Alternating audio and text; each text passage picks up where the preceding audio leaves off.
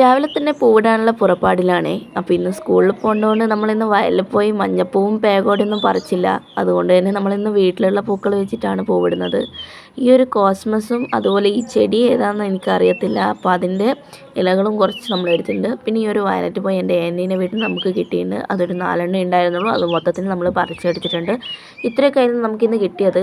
ഇന്നത്തെ പൂക്കൾ എങ്ങനെയാണെന്ന് നോക്കാം. ആദ്യം തന്നെ മന്ദാരം വെച്ചു. പിന്നെ അതിന് ചുറ്റും നമ്മൾ വെച്ചത് ഈ ഒരു പച്ച ഇലയായിരുന്നു. അപ്പോൾ നല്ലൊരു കളർ കോമ്പിനേഷനായി നമുക്ക് തോന്നി.